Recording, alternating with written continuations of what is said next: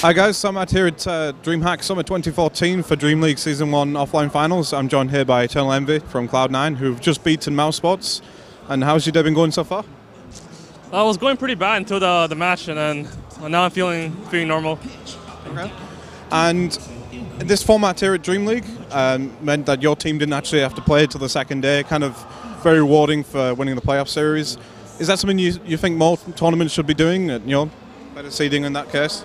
Well, if it's a group stage, a big group stage, and yeah, I think it's because it sucks when you play that many group stage games and you don't get awarded. People just gotta start throwing and not using strategies.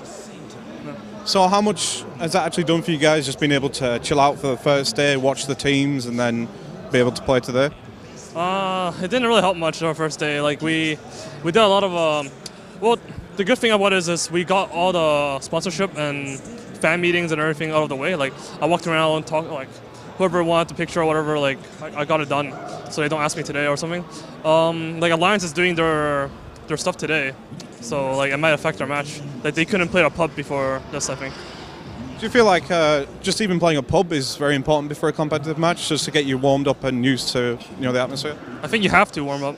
Like if you play carry, like there's very specific instances where it doesn't matter, or you play jungle because like you're just playing against the AI for like a couple of minutes. But otherwise, like no, like if you're against a tri lane as carry, then you better hope you got warmed up, or if you get caught, you're dead. So yeah. Is there a specific hero you warm up with? Is the one you plan to use, or is it just anyone who's more challenging to last hit with? Sometimes I one-on-one heroes I want to use. Sometimes I just play a pub, and I try to win the game. So like whatever hero fits the win. Yeah. And if you do win that pub, does that tend to help you more in the game? Do you feel more confident? Usually yes. Though like sometimes like I use too much energy winning that pub. Yeah. So like if I just get pub stomped, then I just chill. I got pretty angry today at my pub actually. So the anger powered you through that game. You mentioned sponsors, getting all the fan opportunities out the way and everything. Obviously you've been here with Logitech quite a bit. You're actually boot camping, I believe, in Stockholm. Was that all courtesy of Logitech? Yeah, Logitech did a lot for us at the boot camp. It wasn't that efficient at boot camp. It was hard to get scrims, and there were some other problems. But the jet lag, like just being together, like right now we're pretty relaxed, and the jet lag stuff is out of the way. So. Okay. How long were you actually at Stockholm for? 4 days. And do you think 4 days is minimum really to get over jet lag in these kind of situations? Yeah, I think 2-3 days is enough. 4 days is pretty good. And you mentioned you were struggling to find teams to scrim. Do you have a specific pool of teams that you'd prefer to scrim against, or is it basically anyone you can get hold of? Well, the teams are playing at the BTS tournament, and there are some other issues, but well, obviously just any team that's really good. We scrim against the first day because everyone was playing BTS. We're scrimming against some kind of lower level teams. But then we realized like we really shouldn't do that, because after we played against them, we played against Empire in the scrim. We're like, holy shit! Like we won the scrim against Empire, but we're like, what the fuck just happened? Is this real Dota? Like, because we played shitty Dota for like a day. Yeah. So it's kind of eye-opening, just a difference. You mentioned Team Empire there. They haven't actually played a game yet. They're due to go up against Alliance. Probably it's going to be a cracking match, I think. Team Empire versus Alliance. Do you feel like they could be the dark horse of this tournament? It's hard to call Empire a dark horse when they got second place at Starlighter, and they're probably the most successful team win ratio wise of this year on our side anyway. Not tournament winnings wise though. They haven't won anything still. So. Yeah. Okay. And what about Alliance? Were you surprised at how well they performed here, or is that a case of their choice of opting to not visit the summit and stay home and boot camp? Is that paid off big time for them? Do you think? They always seem to play pretty damn well in LANs, so it's not unexpected. They're TI champions, same roster, same players. Yeah. I know we've spoken quite a bit in the past about maybe opting to not play every online tournament and choose a specific set of LANs to attend. Do you feel, your prime example is the Logitech bootcamp. Do you feel that is definitely what's required, and especially what happened to EG on the first day? Yeah, we could have played the BTS tournament, but we opted not to play that.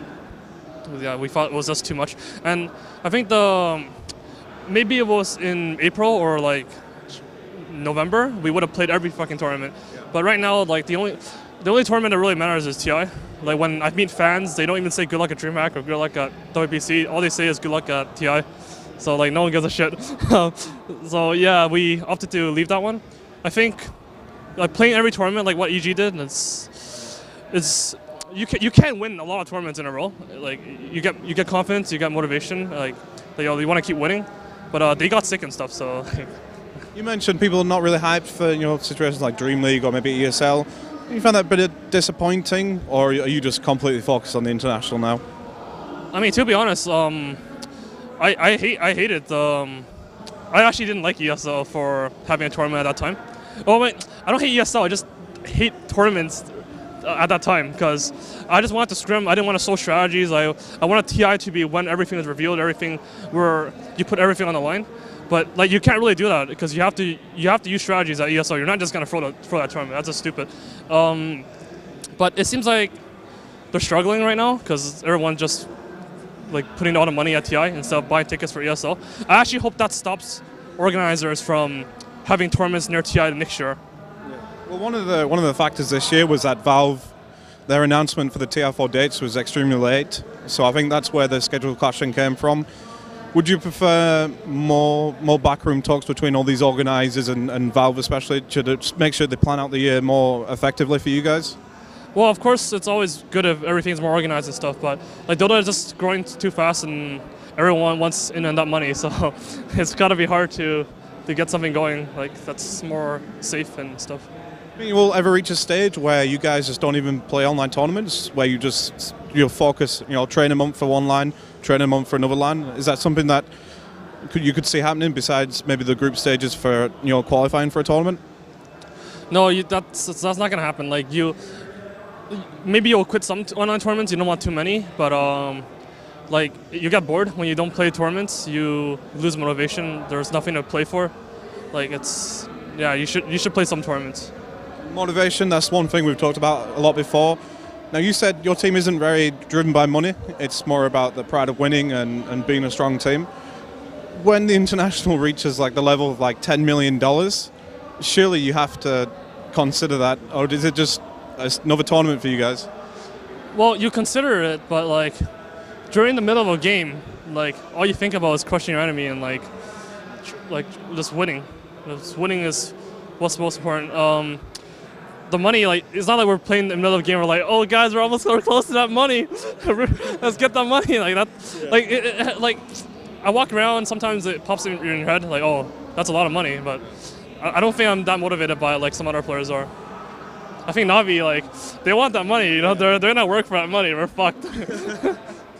Now, looking at this year's international, for TI3, the prize pool split was pretty interesting. The top 8 teams got paid out. Do you think every team at the international this year should get at least a portion of that money? Yeah, I think so, because like people will watch the tournament because of specific teams, and even if that team doesn't do well, like they're helping the tournament, so they deserve to earn something for doing that. And I think winning the qualifier itself, like yes, you get the trip, you get everything paid for, but I still think winning that tournament deserves some money. Yeah, a lot of members of the community say, hey, well, you guys are getting a holiday, you're going to Seattle, and it's like, it seems very rude for members of the community to say that, because really, the amount of work you guys put in all throughout the year to get to the international is what you're doing there, basically. I mean, from a player's point of view, what is it really like? Like, I don't think anyone considers the international a fucking holiday. Like, like when people tell me, like, oh, you visit all these countries, is it nice? You go to fucking Sweden? Like, no. I come here, I don't go anywhere. I just play. And then, so, no, it's not a holiday whatsoever. Definitely. Now, speaking of traveling, you guys were recently in China for WPCAs, and it was kind of a rough showing for you guys there. You want to just kind of sum up, how your experience was in China?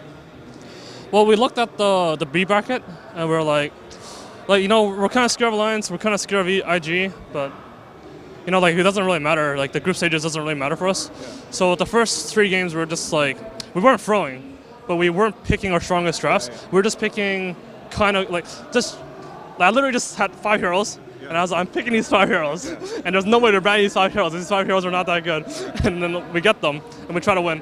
And yeah, so we lost the group stages. Then then unfortunately we played against IG and they are the best team in the world. So we just got fucking shit stomped. Like, we went into that draft and I thought that we would outdraft them. I looked at their previous drafts, I looked at their bans, their picks, and the amount of experience they showed me was unbelievable. I've never felt oh shit, I can't say that. I've never felt that destroyed in a draft in my entire life. Okay. Like, they banned a hero they never banned in 30 games. They banned it every game. They picked a hero they never picked in 10 games. They traded heroes that they never trade for. They always ban those heroes, but then this time they're like, nope, we're not banning those heroes. And then they took them. They took our heroes, and like it was just a disaster, like everything. So at this moment in time, you guys rate IG probably higher than any other team in the world, including Team DK? I think, well, how I see it is that Newbie and the DK and Newbie are the most skilled. And in the scrims we fought so as well. That's why we kind of didn't, like, we took IG seriously because they're TI champions, but it wasn't like going against DK. We weren't that hyped for it. Yeah. Like, but IG, like, they know how to win tournaments. Yeah. Like, right now they're losing again. They lost before that tournament. They're losing right now after that tournament because, like, they're just not as skilled. I think they're really skilled, but not as skilled as DK. They're not as skilled as Newbie. But when a big tournament like TI shows up, like, they might just win it all. Did you get a chance to scrim teams besides playing them in the tournament? We scrimmed against every Chinese team that's considered good, except LGD. I mean, there's like CIS and stuff are pretty good, but I mean, that's super good teams. We play against all of them. And for you, that experience is the most valuable part of your trip to China then, I guess? No, it really wasn't, because like I feel like their drafts were kind of behind in the meta, so we kind of just hit drafts, but we still like won half the game. So, in that case, that was your second recent trip to China. Would you guys go again? Is it too early to say? It's really, China really sucks. But if there's a big tournament, of course I'll play it. So it's all about, just depends on what tournament is available then. And looking at the matchup behind us, Team Empire Alliance, is there a team you think is going to take this one? Alliance lost 10 scrims in a row against Empire. Okay. So I think. So you put Raze on Team Empire then? I'm not bet on Alliance. Okay. Did any team have success against Team Empire in scrims that you heard of? I think we did, like even. So kind of, like, they beat us 4-3. And you must be pretty confident now going into the rest of today. What's your kind of method of chilling out and relaxing after a match? Are you going to go watch these games, or are you going to go get something to eat? Or? I'm going to chill by watching these games and studying them and looking at everything. All right. So before I let you shoot, obviously you got plenty of fans out there you want to thank and sponsors. Thanks to my team, Cloud9. My sponsors, Logitech, HyperX, Alienware, Homejoy, Need for Seats. I'm missing one. Air Force? Oh, Air Force Reserve. That's our new one. Yeah, I haven't got that one. And my stream that I will not stream for till after TI. Spirits, and First Noob, and Holy Diver. All right, and just slightly on that last thing you mentioned there, you actually tweeted out that you were going into kind of like a sabbatical. You're going to shut yourself off. Is that just cutting yourself off from social media, Twitter, and everything? It doesn't really do anything. So I started using Twitter again.